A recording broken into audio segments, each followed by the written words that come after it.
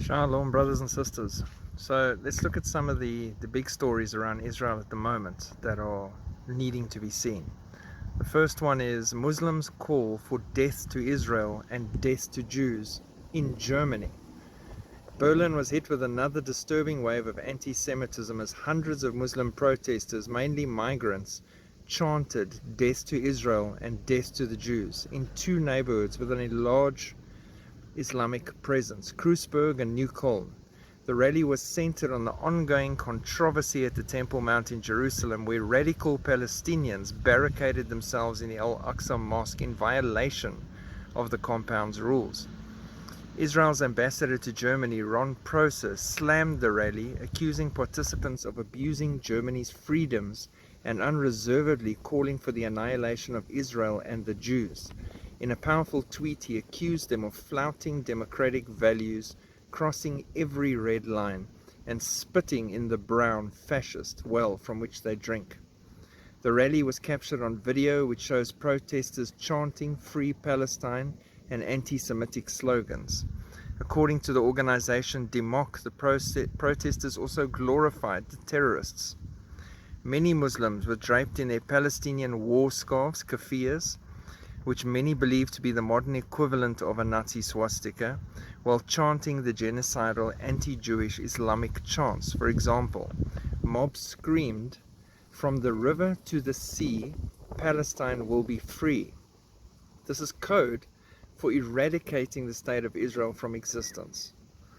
The rally has prompted responses from German officials, with Felix Klein, the Federal Commissioner for Combating Anti-Semitism, and Katharina von Schnurbein, his European counterpart, both condemning the protesters. But von Schnurbein emphasized that hate speech against Jews is painful and unacceptable and should be punished. The hate for Israel and the hate for the Jews is going to grow stronger and stronger day by day as we race towards Daniel's 70th week and the time of Jacob's trouble, unfortunately. The next one, Hezbollah Hamas heads meet and promise further resistance against Israel. Ibrahim Raisi, the crimes of the Zionist regime are a sign of weakness and are proof of a bright and promising future for the resistance movement. Al-Mayadeen reported that Nasrallah and Haniyeh discussed further coordination of resistance efforts, and on Sunday, Assad from Syria and Iranian President Ibrahim Raisi discussed Ramadan and resistance efforts against Israel. According to the Iranian state media outlet, Raisi told Assad that the crimes showed weakness and it was time for them to make a move. So everything is in place and everything's ready for something big to go down in Israel. Everybody can see it. It's not a maybe or a could it be. It's an absolute definitely going to go down. And today would appear to be the start of whatever they've got planned.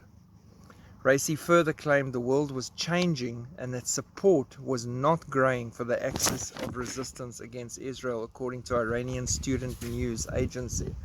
They're also trying to use this to get everyone together and united. Where they had difference between the different factions in Islam, they're using this anti-Israel and quick move and hatred and let's attack them once and for all to unite themselves under one banner. Let's wipe Israel out, take them off the map, and then we can work on our differences afterwards. See which leaders rise in this whole attack on Israel. Iran kickstarts multi-front Middle East war against Israel. After a week of attacks on Israel, including the rockets from Lebanon, Gaza, and Syria, it was a manifestation of the Iranian strategy to confront Israel with multiple threats on different fronts. So from in Israel, on the streets, where they're getting terror attacks by the dozen and people are dying, to their borders, to rockets, they're being attacked everywhere to make sure that they are spread thin.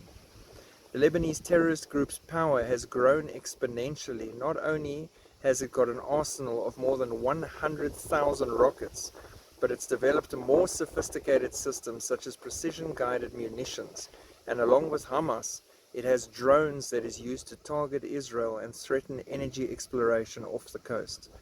The Iranian threat has not gone away, and its proxies and allies appear to have begun a multi-front conflict with Israel over the past week.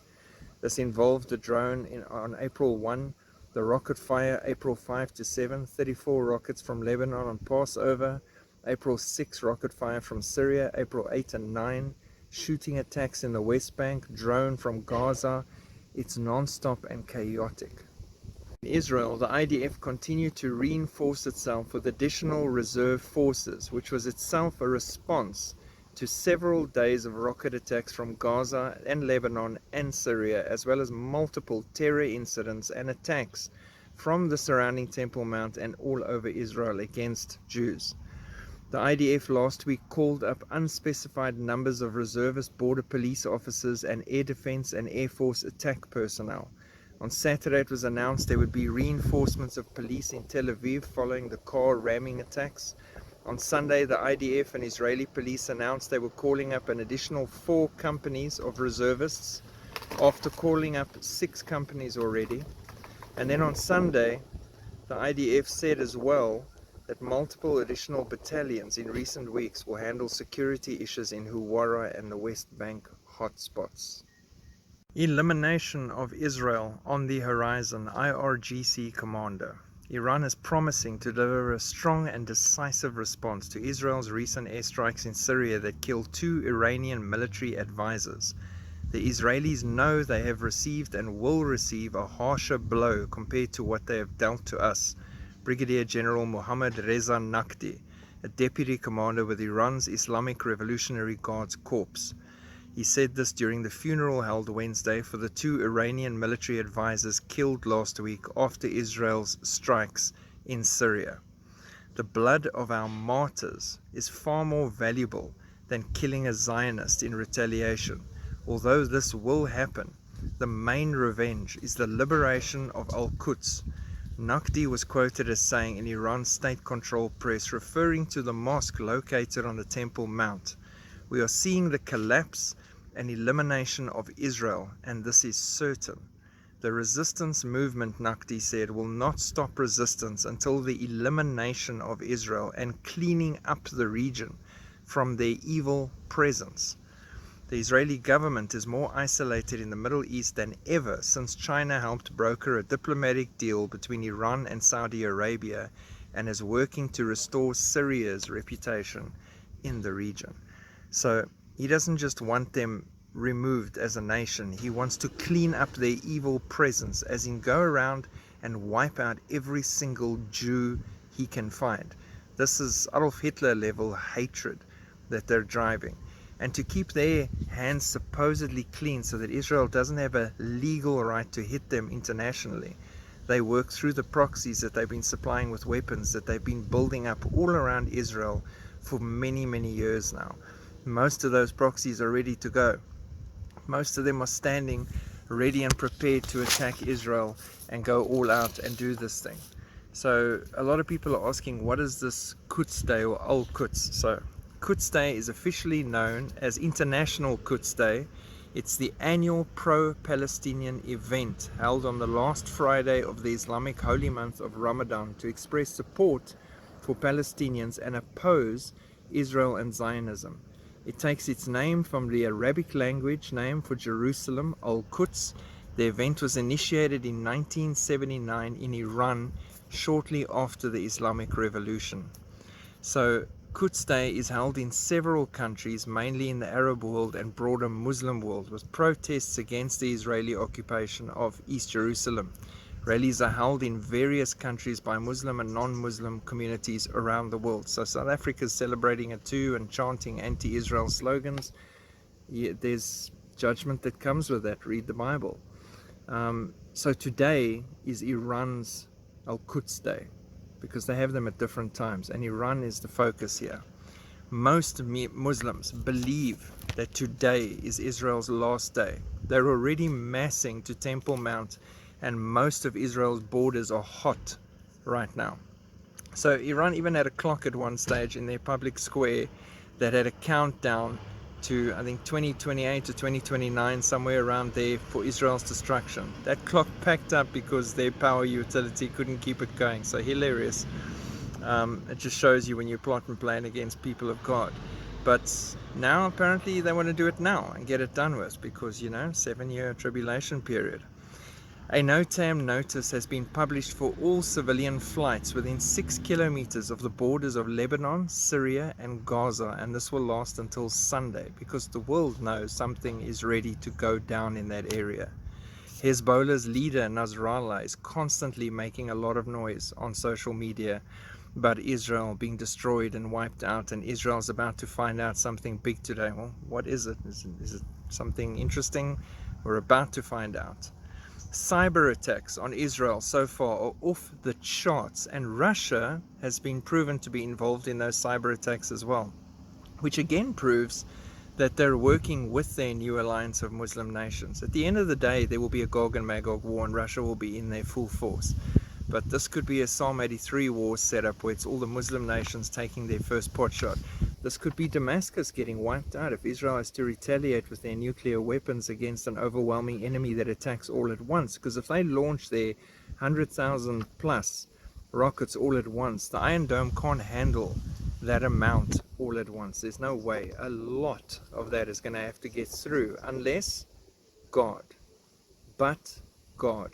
And the Bible tells us Israel won't be able to defend themselves, but God. God will show who is the defender of Israel at the end of the day. All of that so that he can open more and more eyes of the Jews to his son, the Messiah. All non-Muslims have been banned from Temple Mount until the end of Ramadan on April the 20th. This is Netanyahu's way to try and de-escalate. The problem is that aggressively angers all the Jews that feel they have a right to be there. But it doesn't do anything to de-escalate the Muslims and the Arabs in those areas, or the Palestinians, because they have a mission and nothing's going to deter them from that mission. The Iron Dome's on high alert and fully prepped with extra stock and everything, but like I said, they don't have enough to be able to manage the sheer volume of the attack that's coming. But if we look at the 6-day war, the enemies against Israel jumped out of their tanks and fled. They fled so fast before Israel that they found their boots in the sand. They ran out of their boots to get away from God's people. They have a very short memory if they don't remember that. And even back then, that was an overwhelming force that they had. They should have won. But God. So as daunting as it is, and you should be praying for Israel right now and praying for the Jews, and that more and more of them will open their eyes to Yeshua and call on the Lord. Pray for them, because it is a daunting time with alarms constantly going off, rockets coming every now and then, drones, attacks, and an imminent attack from all fronts at any time, and terrorist attacks. You go shopping, someone might ram you with a car just because they're evil, or stab you and your kids to death just because they're evil. You say goodbye to your wife, you might never see her again. That's the world they're living in at the moment, and it's hectic. It's evil trying to eradicate them, because in the devil's mind, besides the fact that Israel belongs to God, in the devil's mind, if he can wipe Israel out, that is the aim of the game, then he makes God a liar, because God's promises to Israel are eternal. And he's got promises to Israel right to the end, after the tribulation, into eternity. If he destroys them all and wipes out all the Jews, God's promises are hollow, and it's all gone. That's his plan and game plan, but he's still an idiot cherub, so not going to work. God is going to intervene. God has got a very solid plan in place. Still, pray for Israel. Keep them in your thoughts. Battle in your war rooms. Take them before God, and watch and stay on top of everything. And I'll keep you updated as the news comes in as well. Keep an eye on Amir Sarfati's channel as well, Jerusalem Jane. They're in Israel. They give you live updates as they come through as well. So it's a good source of current information coming through as well, that'll help you in your prayer as you pray through this thing that's happening to them now. It's prophetic, it's biblical, it's end times, it's not fun. So we stand with Israel proudly and for God, and we pray for the peace of Jerusalem. God bless. Have a fantastic day. Shalom. الموت الموت الموت الموت إسرائيل